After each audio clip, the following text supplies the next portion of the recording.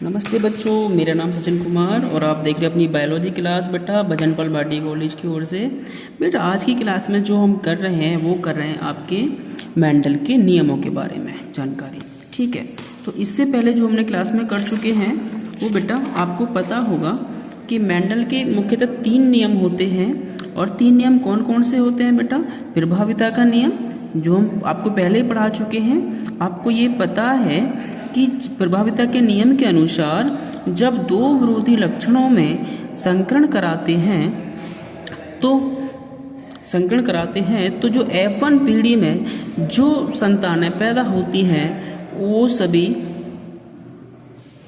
सभी कैसी होती हैं? उनमें एक लक्षण प्रभावी होता है। तो F1 पीढ़ी में जो लक्षण प्रकट होता है उसको प्रभावी लक्षण कहते हैं और जो लक्षण प्रकट नहीं होता उसको अप्रभावी लक्षण कहा जाता है और इसे ही प्रभाविता का नियम कहा गया।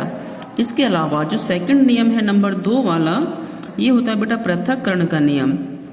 इसके अनुसार आपने देखा था कि जो अप्रभावी लक्षण है वह अगली पीढ़ी में जाकर भी अपने आप को प्रकट कर लेता है, यानी कि शुद्ध रहता है। इसे बोलते हैं युग्मकों की शुद्धता का नियम। देखो आपने यहाँ पे देखा था पीछे, अगर मैं आपको थोड़ा सा बताऊं तो देखो यहाँ पे देखते हैं। चलो, पहले नियम के अनुसार मेंडल ने 2 विरोधी लक्षण वाले शुद्ध पौधे लिए थे, एक शुद्ध लंबा और एक शुद्ध बौना।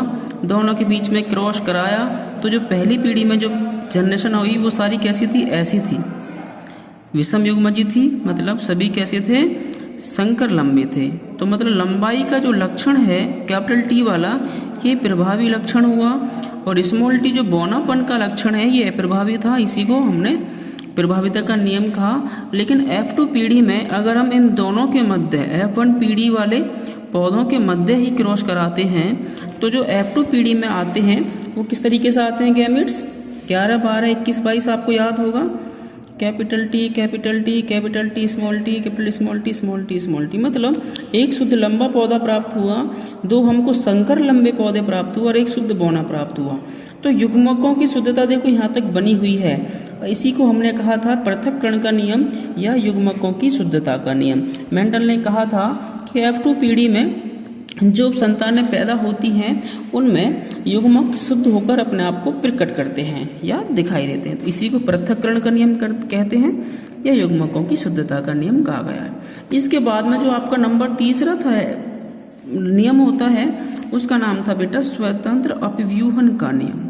इस नियम के अनुसार मैं अगर सादा भाषा में कहूँ तो सारे जीन्स या सारे एलील एक या सारे लक्षण, सारे कारक जो होते हैं वो एक दूसरे से स्वतंत्र होते हैं और किसी भी अन्य लक्षण के साथ मिलके वो एक नया संयोग बना सकते हैं, अपव्यूह बना सकते हैं, नया संयोग बना सकते हैं। मतलब दोबारा से बताऊं सादा भाषा में कि किसी भी जीव का कोई भी कारक या जीन किसी भी दूसरे जीव के किसी भी जीन या कारक, यानी कि प्रभावी जीन हो या अप्रभावी जीन हो, किसी भी जीन से मिलकर नए संयोग बना सकता है। इसी को स्वतंत्र अपव्यूहन का नियम कहा गया है। और यह जो नियम होता है यह आधारित होता है बेटा आपके द्विसंकर संकरण पर। द्विसंकर संकरण का क्या मतलब? वो यहाँ पे मैंने बताया था। द्विसंकर का मतलब है कि जहाँ पर हम एक साथ 2 लक्षणों का अध्ययन कर रहे हों, 2 लक्षणों का अध्ययन कर रहे हैं तो यह द्विसंकर संकरण कहलाता है। इससे पहले जो आपके दोनों लक्षण थे प्रभाविता का नियम और वो वाला पृथक्करण का नियम था, वो आपके एक संकर संकरण पर आधारित था।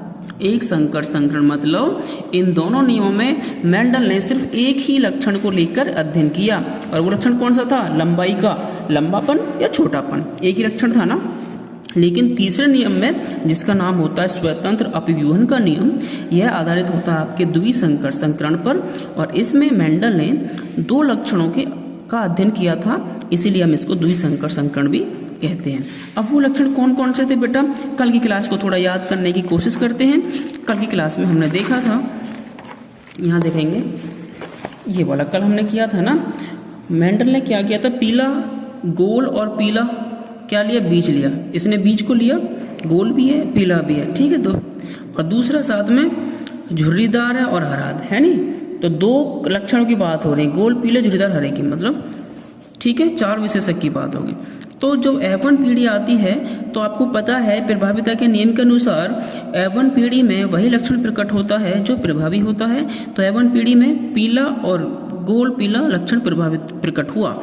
अब इसके आगे हमने इसके गैमीट्स बनाए और गैमीट बनाकर हमने इसको युग्मक बनाए और युग्मकों के बाद में हमने F2 पीढ़ी में इसको फिर से इनकी स्वपरागण क्रिया करा दी, यानी कि सेल्फ क्रॉसिंग करा दी।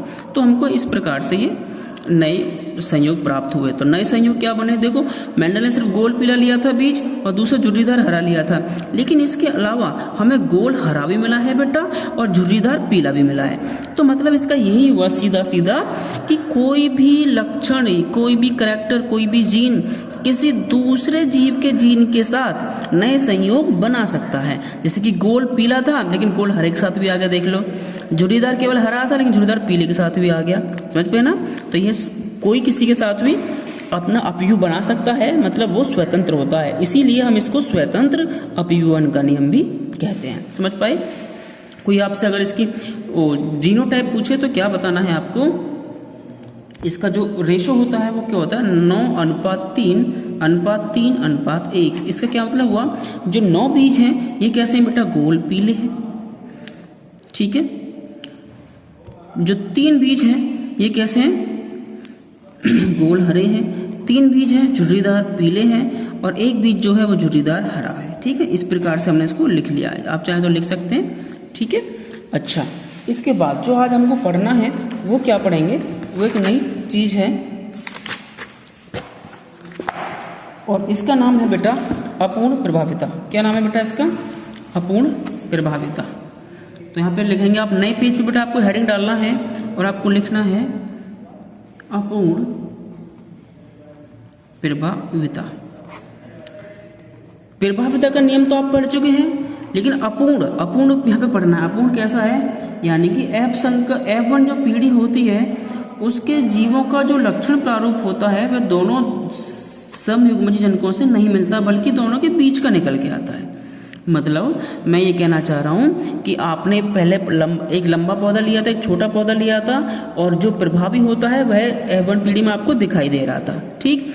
लेकिन इसके अनुसार, अपूर्ण प्रभाविता के अनुसार, जो F1 पीढ़ी होती है वह ना तो प्रभावी लक्षण को दर्शाती है, ना ही किसी अप्रभावी लक्षण को दर्शाती है। वह अप्रभावी और प्रभावी दोनों के बीच के मध्य कुछ लक्षण निकाल के दर्शाती है, ठीक है। तो इसकी खोज पहले किसने की थी, इसकी खोज की थी वैज्ञानिक कार्ल कोरेंस ने बेटा। कार्ल कोरेंस ने इसकी खोज की थी। इन्होंने क्या लिया था, गुलबाश का पौधा लिया था, गुलबाश के लाल और सफेद फूल लिए थे। तो गुलबाश जिसका नाम क्या होता है, जिसका वानस्पतिक नाम होता है बेटा मिरीबलस जलापा, मिरीबलस जलापा, ये इसका साइंटिफिक नेम या हम कह सकते हैं वनस्पतिक नाम है। इन्होंने क्या लिया, लाल फूल लिए, लाल पुष्प वाले पौधे लिए, लाल पुष्प, और इनका संकरण कराया किसमें, सफेद पुष्प के साथ में, सफेद पुष्प वाले पौधों के साथ में संकरण कराया। तो लाल को मैं बेटा लिख रहा हूँ कैपिटल R से और सफेद को लिख रहा हूँ स्मॉल r से। कोई दिक्कत यहाँ तक किसी को? नहीं सर, कोई दिक्कत नहीं है। हम देखो अपूर्ण प्रभाविता पढ़ रहे हैं। इसकी खोज करी थी बेटा कार्ल कोरेंस ने, और उन्होंने उदाहरण लिया था गुलबास के फूलों का, जिसका नाम होता है मिरीबलस जलापा। इन्होंने क्या किया कि गुलबास के लाल फूल वाले पौधे लिए और साथ ही साथ सफेद फूल वाले पौधे लिए, और इन दोनों के बीच में क्रॉस यानी कि संकरण करा दिया। तो बेटा क्या होगा, आपको वही करना है, पहले को पहले से, पहले को दूसरे से, ऐसी दूसरे को पहले से, दूसरे को दूसरे से।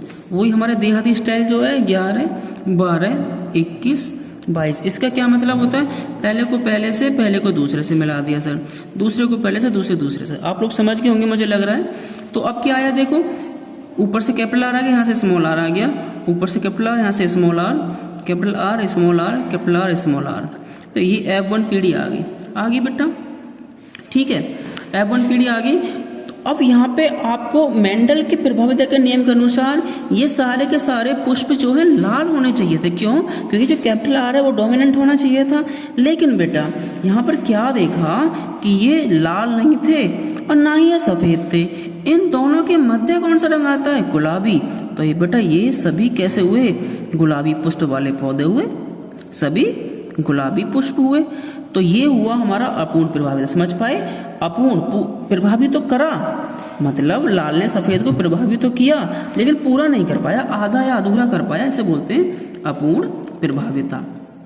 अब मेंडल ने इसकी कार्ल कोरेंस ने इसके आगे फिर क्या करा, F2 निकाली इसकी, दोनों इसके ये युग्म ले लिए। तो क्या करा, RR ये ले लिए यहाँ से और एक पौधा ये ले लिया, इन दोनों के बीच में क्रॉस करा दिया।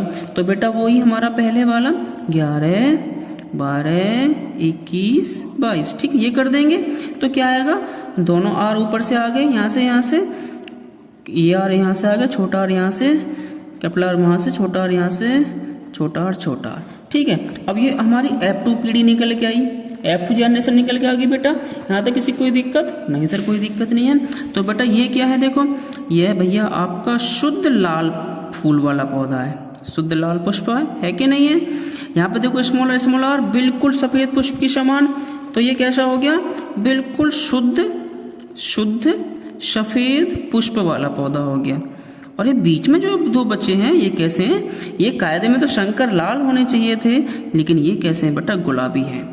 तो मेंडल ने कहा कि कार्ल कोरेंस ने कहा कि मेंडल का जो नियम था, प्रभाविता का नियम, वह यहाँ पर विचलित हो रहा है, यानी कि विचलन कर रहा है। और इसमें जो पीढ़ियाँ पैदा हो रही हैं वह कोई भी लक्षण इन दोनों में प्रभावी नहीं है, बल्कि अपूर्ण प्रभावी है। दोनों प्रभावी तो आपस में करते हैं लेकिन दोनों पूरा नहीं कर पाते, दोनों आधा अधूरा कर पाते हैं। ठीक है, समझ पाए? अच्छा, अब इसका लक्षण प्रारूप देखें, इसका जीनोटाइप देखें ना कैसा आएगा, 1:2:1, जीन, एक शुद्ध, 2 संकर, गुलाबी और एक सफेद हो गया। अगर फिनोटाइप देखें, फिनो माने फिजिकल, भौतिक रूप से दिखेगा, तो वो कैसे दिखेगा, 1 लाल दिखेगा, 2 गुलाबी, 1 सफेद। ये तो हो गया भैया इसका फिनोटाइप। फिनोटाइप का मतलब क्या होता है, दृश्य रूप, यानी कि जैसा आपको फिनो माने फिजिकली रूप से यानी कि भौतिक रूप दिख रहा है वो दिखना है। तो 1 लाल हो गया, 2 गुलाबी, 1 सफेद बेटा। और ऊपर जीनोटाइप की बात करें, जीनो माने जीन का प्रकार बताना है, तो 1 शुद्ध लाल हो गया, 2 गुलाबी हो गए और 1 स्मॉल आर से क्या हो गया, शुद्ध सफेद हो गया। तो ये आपको दिखाना है और आपको लिखना है, अपूर्ण प्रभाविता का पूरा ये क्लियर करना है। ठीक है, इसकी खोज करी थी कार्ल कोरेंस ने, बताया था कि जो मेंडल का पहला नियम प्रभाविता का नियम वह यहाँ पर विचलित हो रहा है और अपने आप को स्पष्ट नहीं कर पा रहा। Thank you.